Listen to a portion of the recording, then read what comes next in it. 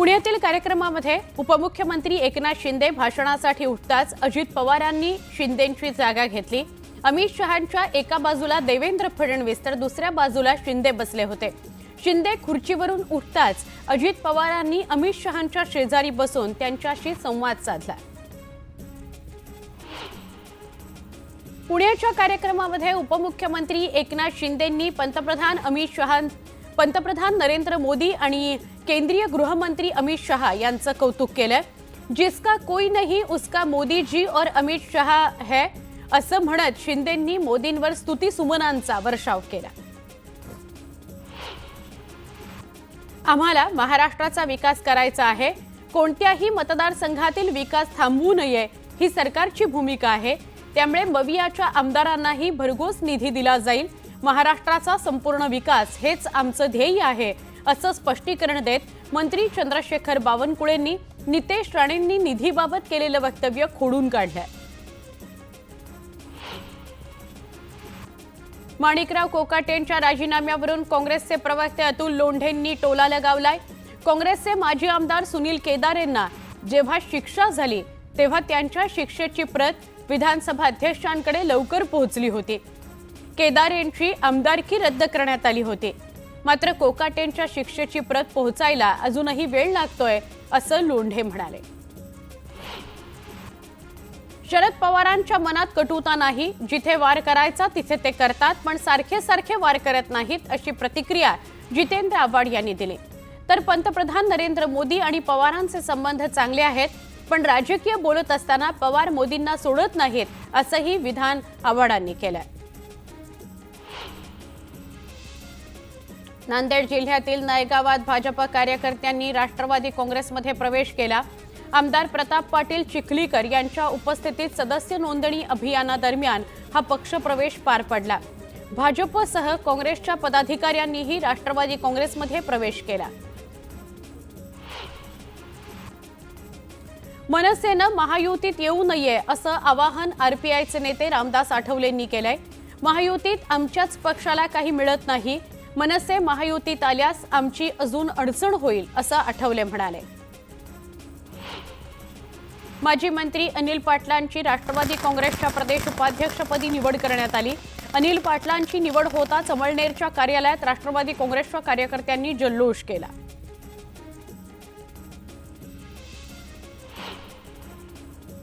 बातमी मुंबईतून आहे। मुंबईमध्ये येत्या 3 मार्च पासून सुरू होणाऱ्या अर्थसंकल्पीय अधिवेशनाच्या कामकाजाच्या वेळापत्रकावर रविवारी शिक्कामोर्तब होण्याची शक्यता आहे। कामकाज निश्चित करण्याकरता राज्य विधिमंडळाच्या कामकाज सल्लागार समितीची विशेष बैठक आज आयोजित करण्यात आली आहे। या बैठकीत आगामी अधिवेशनाच्या प्राथमिक वेळापत्रकावर अंतिम निर्णय घेतला जाणार आहे। या प्राथमिक वेळापत्रकानुसार येत्या 10 मार्चला राज्याचा अर्थसंकल्प सादर केला जाणार आहे। राज्य विधिमंडळाच्या 2025च्या अर्थसंकल्पीय अधिवेशनाची तात्पुरती कार्यक्रम पत्रिका काही दिवसांपूर्वी जाहीर करण्यात आली होती। या प्राथमिक वेळापत्रकावर सविस्तर चर्चा रविवारी होणाऱ्या कामकाज सल्लागार समितीच्या बैठकीत केली जाणार आहे। त्यानुसार अर्थसंकल्पीय अधिवेशनाचं अंतिम वेळापत्रक जाहीर केलं जाईल। आज सल्लागार समितीची बैठक आहे आणि आजच्या सल्लागार समितीच्या बैठकीमध्ये निर्णय घेतला जाईल।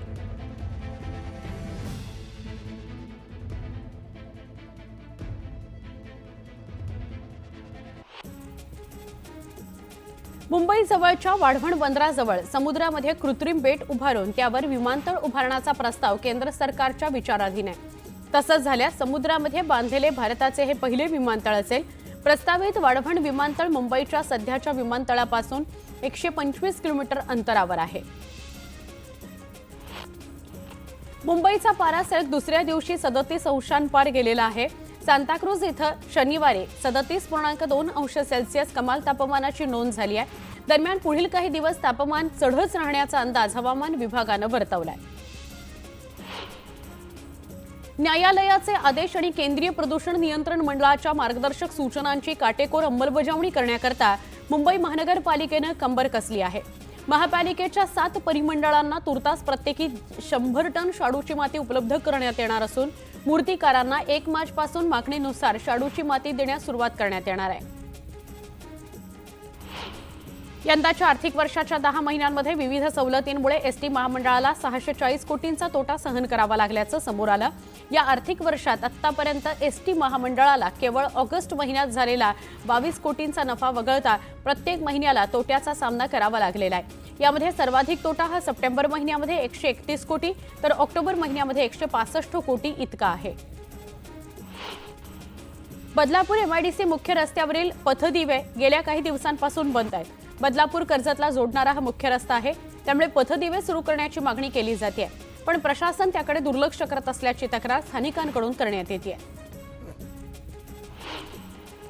जळगाव जिल्ह्यातील भुसावळ, चोपडा आणि मुक्ताईनगर तालुक्यातील 6 जलस्रोतातील पाणी वापरावर बंदी घालण्यात आली आहे। भूजल विभागाकडे केलेल्या सर्वेक्षणात जिल्ह्यातील 171 गावांमधील 205 जलस्रोतांमध्ये नायट्रेटचं प्रमाण अधिक आढळलं, त्यामुळे ही बंदी घालण्यात आली आहे।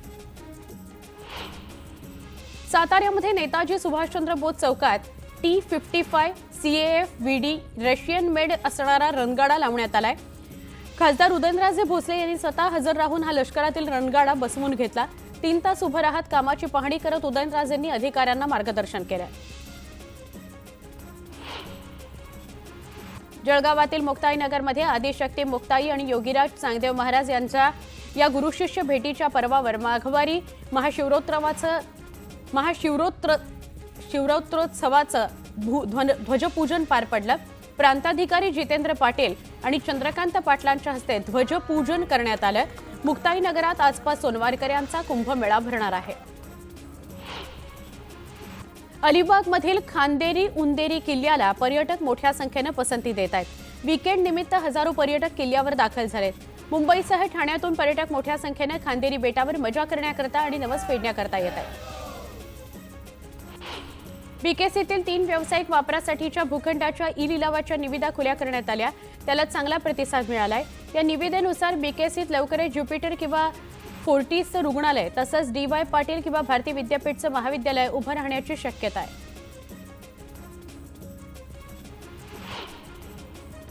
एक महत्त्वाची बातमी कोल्हापुरातून। कोल्हापुरामध्ये आज मराठा समाजाची राज्यस्तरीय परिषद आयोजित करण्यात येणार आहे। यासाठी राज्यभरातून मराठा समाजाचे प्रतिनिधी परिषदेत येणार आहेत।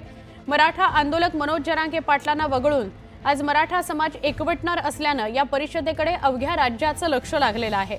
या परिषदेला मनोज जरांगेंची भूमिका न पटलेल्या संघटना एकवटणार आहेत। या परिषदेत आरक्षण आणि इतर मागण्यांबाबत मंथन होणार आहे।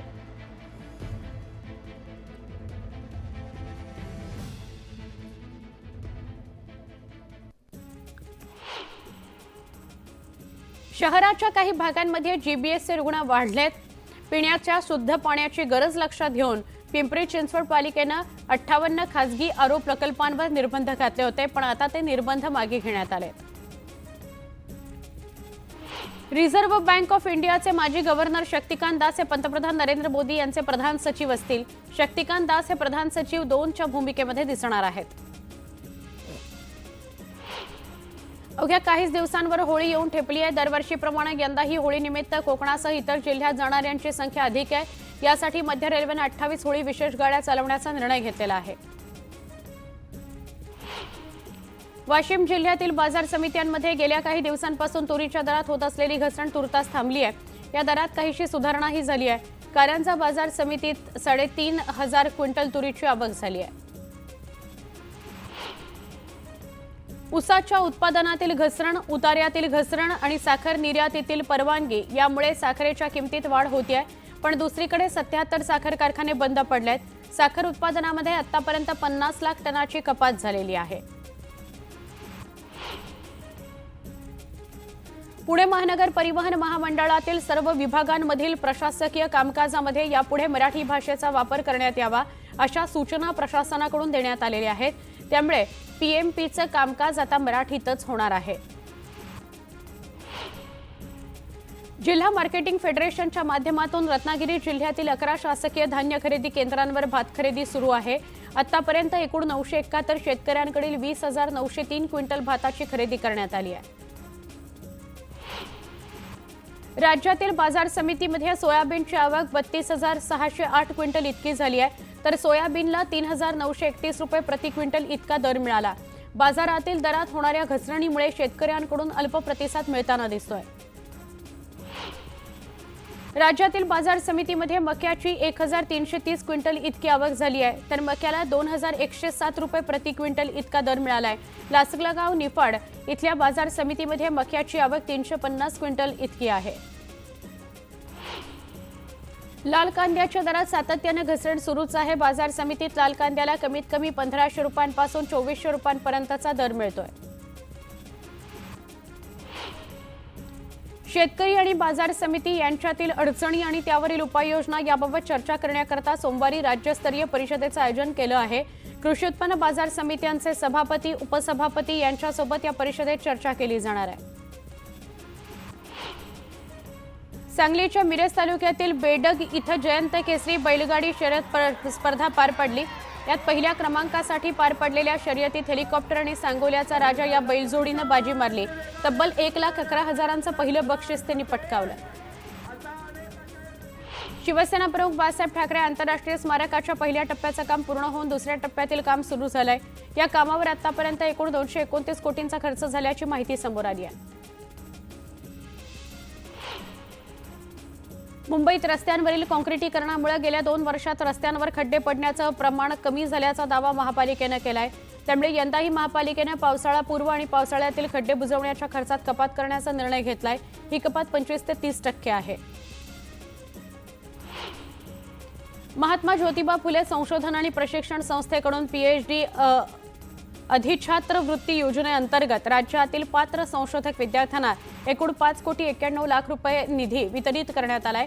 शासनानं 100% अधिछात्र वृत्ती मंजूर करण्याचा निर्णय घेतल्यानंतर निधी वितरण प्रक्रिया वेगानं सुरू करण्यात आली आहे.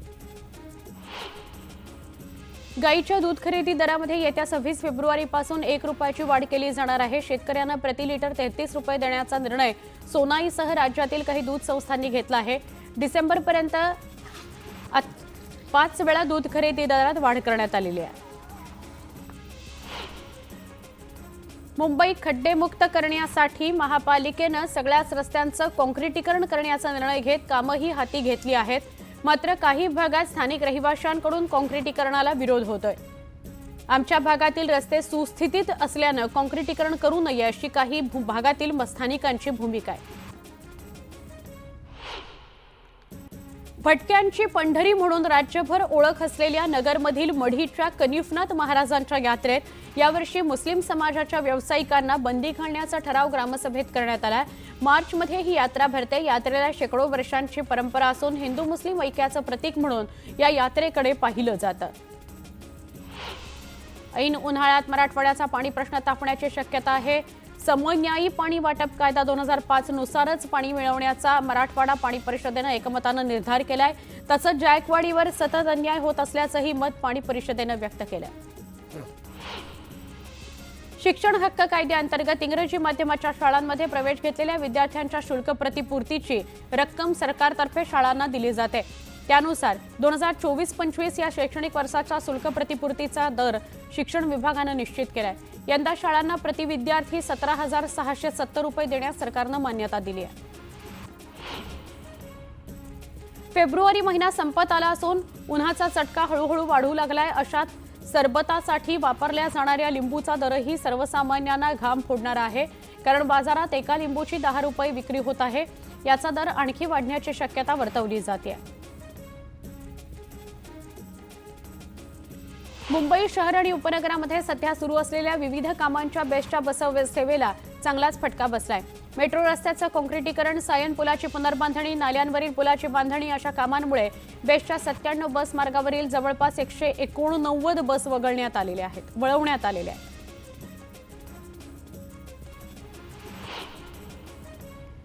एक महत्त्वाची बातमी बघूया. मेगा ब्लॉक संदर्भातली ही बातमी आहे. रेल्वेच्या तिन्ही मार्गांवर आज मेगा ब्लॉक घेण्यात येतोय. मध्य ट्रान्स हार्बर आणि पश्चिम रेल्वेवर अभियांत्रिकी आणि देखभाल दुरुस्तीच्या कामाकरता हा मेगा ब्लॉक घेण्यात आलेला आहे. मध्य रेल्वेवर ठाणे ते कल्याण स्थानकांदरम्यान अप आणि डाऊन जलद मार्गांवर ब्लॉक घेण्यात येणार आहे. पश्चिम रेल्वेच्या सांताक्रूज ते गोरेगाव स्थानकांदरम्यान अप आणि डाऊन जलद मार्गांवर ब्लॉक घेण्यात येणार आहे. तर ट्रान्स हार्बर मार्गावर ठाणे ते वाशी नेरुळ या स्थानकांदरम्यान अप आणि डाऊन मार्गांवर ब्लॉक घेण्यात येईल. त्यामुळे काही लोकल्स रद्द करण्यात येतील, काही लोकल दुसऱ्या मार्गावरून वळवण्यात येतील. गैरसोय टाळण्याकरता नागरिकांनी लोकलचं वेळापत्रक बघा आणि मगच घराबाहेर पडा, असं आवाहन रेल्वेकडून करण्यात आलेलं आहे.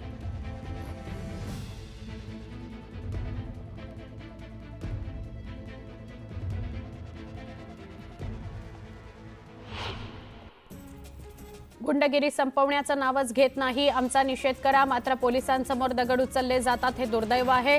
पालकमंत्र्यांच्या जिल्ह्यात लोक असे कसे वागतात असा सवाल उपस्थित करत सुरेश धस यांनी उपमुख्यमंत्री अजित पवारांवर टीका केली.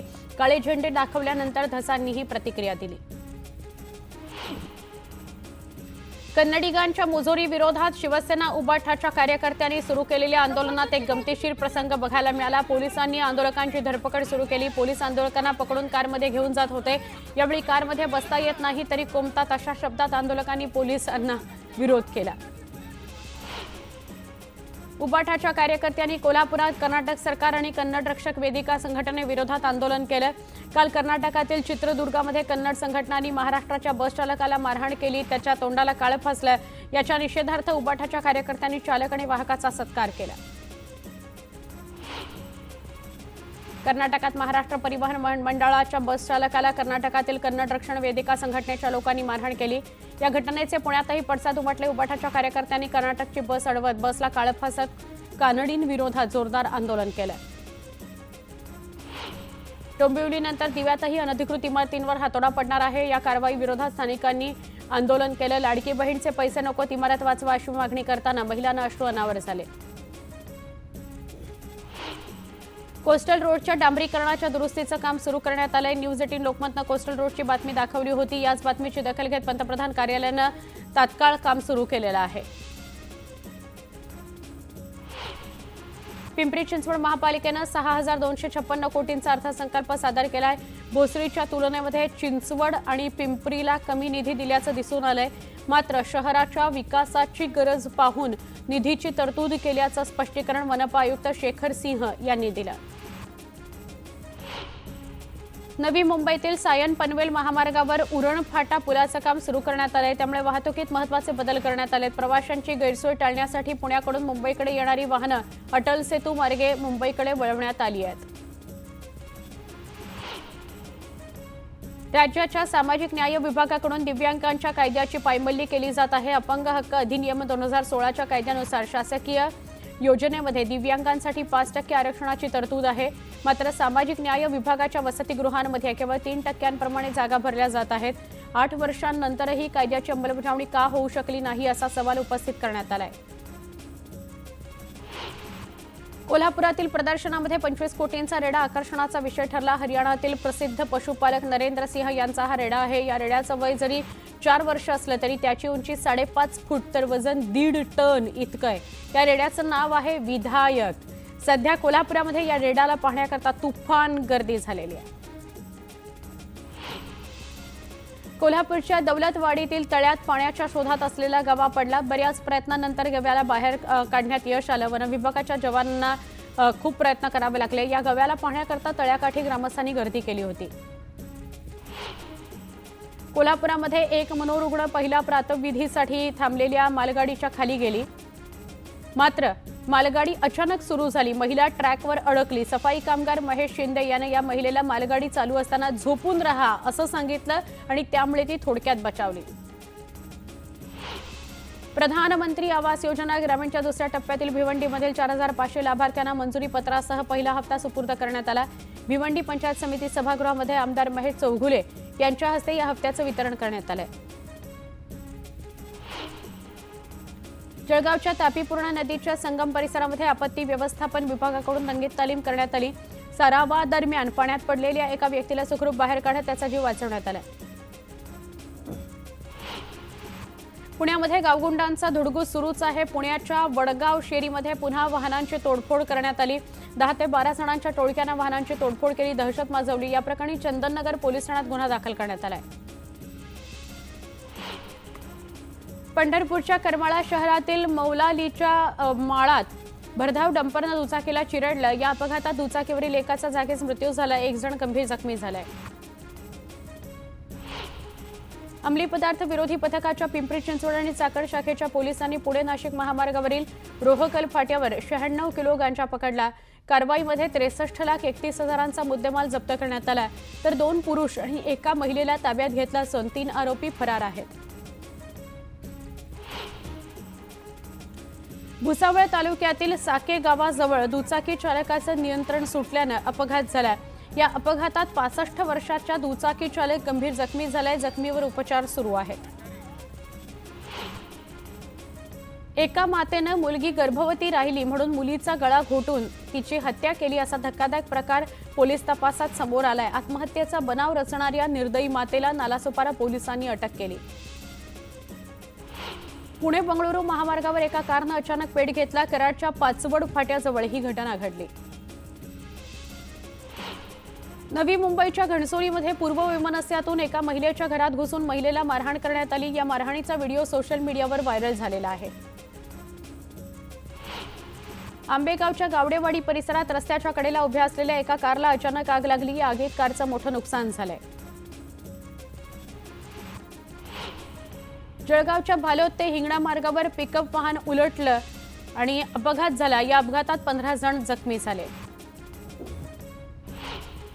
मुंबईच्या छत्रपती शिवाजी महाराज आंतरराष्ट्रीय विमानतळावर समोरील पंचतारांकित हॉटेलला भीषण आग लागली. दरम्यान अग्निशमन दलाच्या पथकाला आग विझवण्यात यश आलं.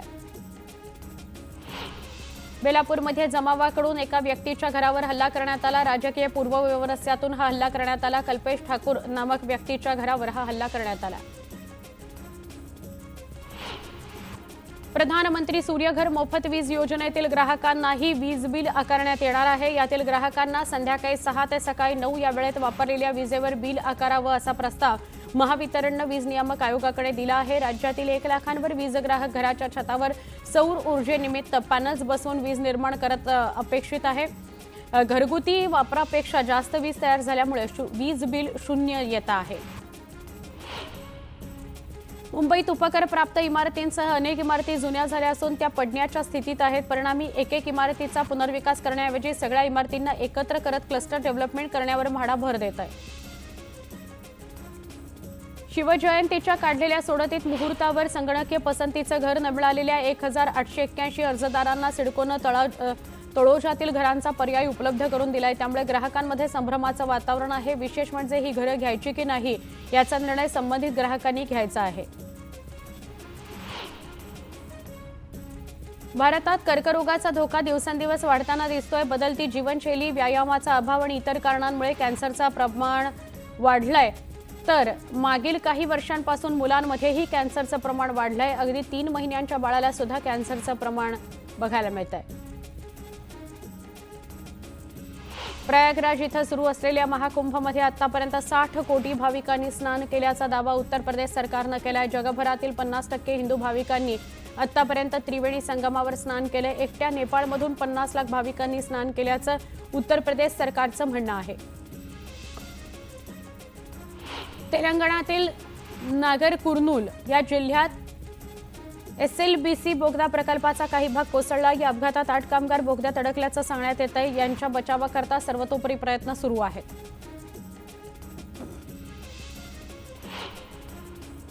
मध्य प्रदेशच्या जबलपूरमध्ये पोलिसांनी गुंडांची धिंड काढली. चौघांनी दिवसाढवळ्या एका तरुणावर हल्ला केला होता. त्यानंतर पोलिसांनी आरोपींना पकडून त्यांची कोर्टापर्यंत धिंड काढली.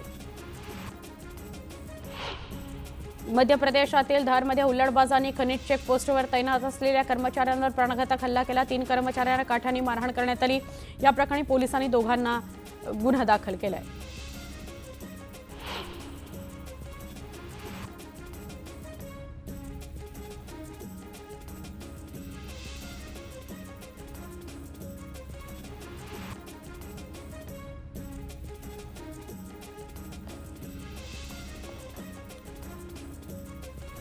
मध्य प्रदेशच्या ग्वालियरमध्ये विवाह सोहळ्यात गोळीबारानं खळबळ उडाली. या प्रकरणी पोलिसांनी चौघांना अटक करून त्यांच्याकडून शस्त्रही जप्त केली.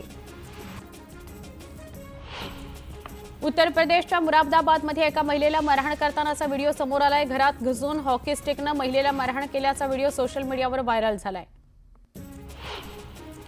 पंजाबच्या जालंधरमध्ये विवाह सोहळ्यामध्ये नाचताना एका तरुणानं गोळीबार केला. यात एकाचा मृत्यू झाला तर ही धक्कादायक घटना कॅमेऱ्यात कैद झाली आहे. मध्य प्रदेशच्या रीवामध्ये कॉपी करण्यासाठी सहकार्य करण्याकरता पर्यवेक्षकानं पैसे घेतल्याचा प्रकार समोर आलाय। स्थानिक कॉलेजमध्ये LLBच्या परीक्षेदरम्यान ही घटना घडली आहे। उत्तर प्रदेशातील आग्र्यात विद्यार्थिनींचा विनयभंग करण्यात आला होता। या प्रकरणी तिघांना अटक करण्यात आली आहे। दरम्यान अटक केल्यानंतर आरोपींनी कान पकडून माफी मागायला सुरुवात केली आहे। उत्तर प्रदेशच्या मेरठमध्ये एका तरुणीनं नराधमाला बेदम मारहाण केली। हा तरुण गेल्या काही दिवसांपासून पाठलाग करत असल्याचा आरोप तरुणीनं केला। दरम्यान पोलिसांनी या तरुणाला अटक केली। मध्य प्रदेशच्या छतरपूरमध्ये मद्यधुंद अवस्थेत पोलीस कर्मचारी लोकांना धमकावताना दिसून आले। भर रस्त्यात हा पोलीसवाला नागरिकांना धमकवत होता। मध्य प्रदेशच्या बडवानीमध्ये एका रोड रोमियोला विद्यार्थ्यानं चोप दिला। क्लासला जाणाऱ्या विद्यार्थिनीचा हा रोड रोमियो पाठलाग करून त्रास देत होता।